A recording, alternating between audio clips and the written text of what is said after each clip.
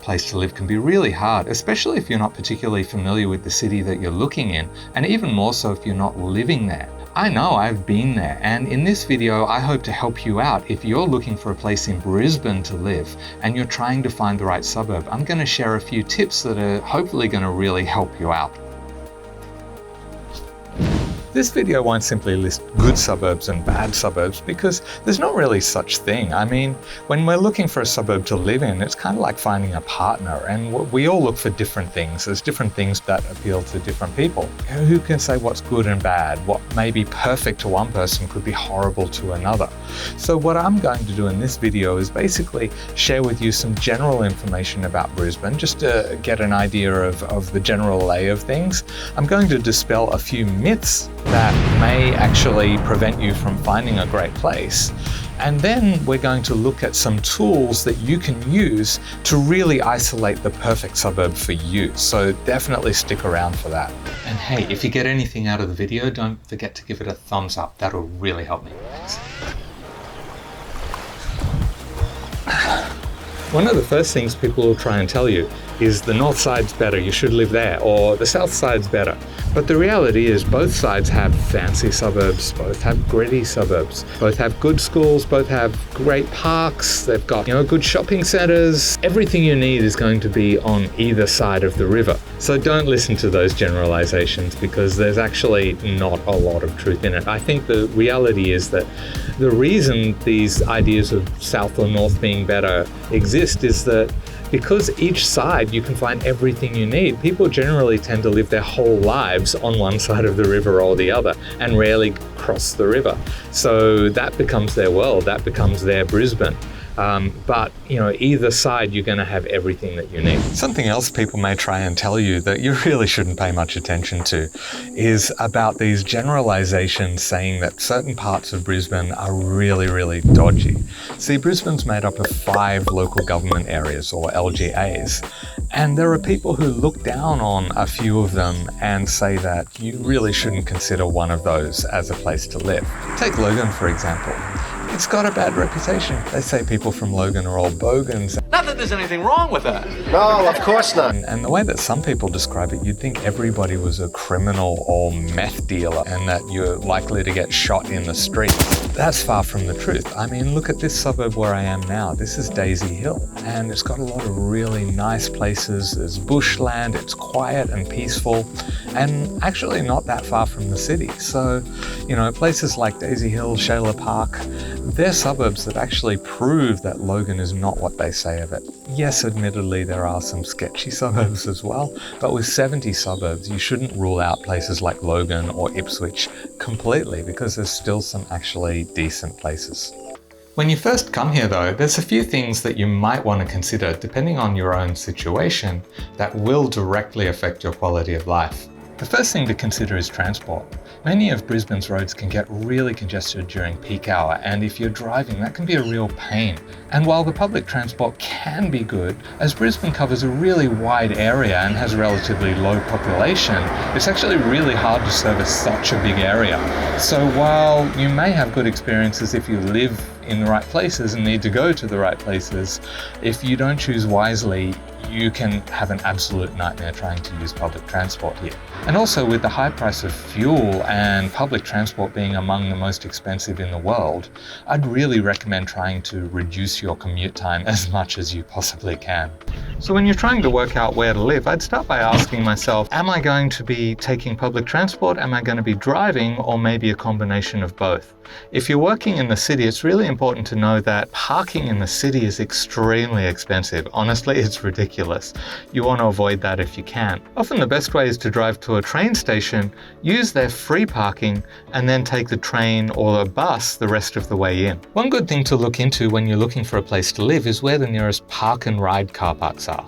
These will allow you to park your car for free for as long as you want, and then jump on a bus or a train into the city or to other major stops.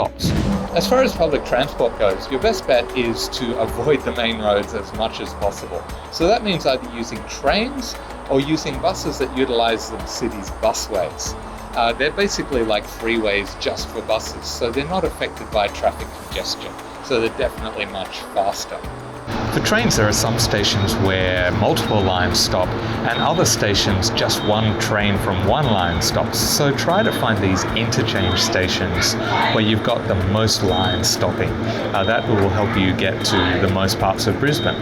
They're the most convenient, and you can find them easily on the Translink map by just looking for the white markers that indicate interchange stations. You can also find the busway services on the same map, so if you can find one of those stations where busway buses stop as well as multiple train lines, then that'll be the ideal location for public transport, and you'll get to the most places from there. So that's a good place to start when you're looking for a convenient suburb, at least as far as public transport goes. If you think you're likely to be driving more, then you really need to know if you're going to be affected by traffic congestion when you're looking at a particular suburb. Some roads are notorious for being extremely congested in peak hour, and if you can avoid using these roads, then your life is going to be a lot easier. One good way to get a feel for how the traffic congestion could be on particular routes when you're considering certain suburbs is to use Google Maps. So I've got an example here. Imagine that I'm considering moving to Fitzgibbon, which is a northern Brisbane suburb, and I am pretty sure I'm going to be working in the city, so I want to know how the traffic is between those two places during peak hour. So all I've got to do is basically search for directions in Google Maps and then put the time that I plan to arrive within peak hour times. So say arrive by 8:30. And I can now see that it's giving me two options for routes that I can take. I can take this one or this one. But each of them says that it takes between 24 and 50 minutes. The longer time is actually double the shorter one. So it shows that traffic congestion can actually double your travel time. And it also shows the areas where that congestion is likely to occur. And we can see all along this road here, we've got congestion, that's the orange bits.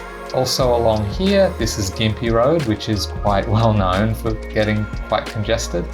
But your alternate option that Google Maps is giving you also has quite a few pockets of congestion along the way too.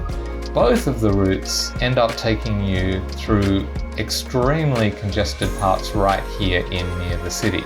Let's see what this is like. And that is also very, very congested. The orange bits are showing congestion. If it's red, like it is here, then that's showing you extreme congestion. So we can see that this route, it can be as much as almost an hour of travel. This is something that you can do when you're considering particular suburbs. You can just do a search, put it into peak hour times, and you can see the roads where you're likely to experience congestion and also how much time that's going to add to the journey. Another thing I should mention here is also the tollways. Brisbane's tollways are extremely expensive, just like the parking, just like pretty much anything else associated with getting around in this city. Public transport costs a fortune, fuel prices are ridiculous, and the tolls are also. I tend to avoid the tolls, and obviously the best way to do that is take public transport. It's actually going to work out cheaper for you in the long run, and as long as you're picking a place that is on a busway or on a train route, then that's going to save you a lot of time and quite a bit of money as well. There is one other option though, and that is to use the cycleways and ditch cars, buses and trains altogether and just ride a bike or a scooter or something like that, because there is actually quite a good network of cycleways. I am planning to do a video on that in the future, consulting with some people who use these cycleways a lot, with cyclists who really have good experience of that. So if you're not subscribing, be sure to subscribe for that and other things that are going to help you out as you try and discover more about Brisbane. But that's the situation with transport. Up until now, I've mostly talked about getting to and from the city, but one thing that you should understand about Brisbane is that you may not actually even need to go into the city, because we've got so many commercial centres throughout Brisbane where you can get everything that you need. I mean, the Westfield shopping centres, for example, have far more range and variety than you can find in downtown Brisbane. Now, one thing you may want to know is about the crime rates in different areas as you're trying to narrow down the suburbs that you to have on your shortlist. One really useful tool that's free to use that I'm going to share with you now can let you know all of the crimes that occur in a particular suburb. Also includes the type of crimes, where they occur, the days they occur, even the time of day that they occur. And that can all be really useful information to help you really narrow down your options as you're refining your search for a place to live here in Brisbane. The tool is called the Online Crime Map. Let's start with Woodridge. On the map, we can see all of the different clusters where crimes have occurred. We can also refine it to a particular date range. Here, we actually can see all of the different types of offences listed. So I've linked this tool in the video description, along with some of the other things I've talked about. This can be a really useful thing that you can use to help refine your search when you're looking for the right suburb for you. Many people want to know where the best schools are in Brisbane. If your children's education is an important factor in choosing the right suburb, then I'd really recommend visiting 2 websites which can be really helpful for you. On the Better Education website, you can search for suburbs with the most schools that have performed well, and you can compare select suburbs or even compare schools within a given suburb. mychoiceschools.com.au is also useful, and I like that it includes teacher-to-student ratios for each school. Maybe you're not sure where you're actually likely to be working, where you're going to find work here in Brisbane. So I'd really recommend that you try jora.com.au. This is a job search website that is a meta search website. So it actually draws in results from all different job search sites like Seek or Career One, all the big ones, all in one place. So what you can do is you can just type in the kind of work you'd be looking for, list Brisbane as the location, and then in the results, you'll actually get a feel for which suburbs have the most work that is relevant to what you're likely to be doing. That'll help you know the kind of places you're more likely to be finding a job and working, so that you can find places to live that are either close to there or convenient to get to by the form of transport you're likely to be using. But of course, one of the most important considerations when you're choosing a place to live is the price of renting or buying a place to live in. I'm here in Ellen Grove, which is Brisbane's cheapest suburb for buying a house. The median price here is $300,000. That's here now in January. Other more affordable suburbs include Bald Hills and, much closer to the city, Rocklea. Now this area is quite prone to flooding though, so you definitely should check the flood maps, which I talk about in the video linked up here. So yeah, be sure to check that out if you're considering an area like Rocklea. For buying an apartment, Bracken Ridge and Gordon Park on the north side are both quite competitive, with median prices around $320,000. At the other end of the spectrum, New Farm, Brisbane's most expensive suburb, you're looking at $2.1 million as the median house price. Other expensive suburbs include Chandler, Ascot and Hamilton, each with a median house price over $1.7 million. As far as rentals go, the rental price generally is in line with the buying price. So in Ellen Grove, the cheapest suburb to buy, the median house rental is $360 a week. While here in New Farm, you'd be looking at $760 a week to rent. I've put links to a heap of useful things in the video description, but let me know what else you'd like to know about, or maybe you've got your own experience and insight that you'd like to share. I'd more than welcome you to leave that in the comments as well. I find that in these videos, people's insight in the comments actually becomes just as much a wealth of knowledge as the video itself. And if you haven't already, check out this video here about the pros and cons of living in Brisbane and read through the comments on that one. They're really good.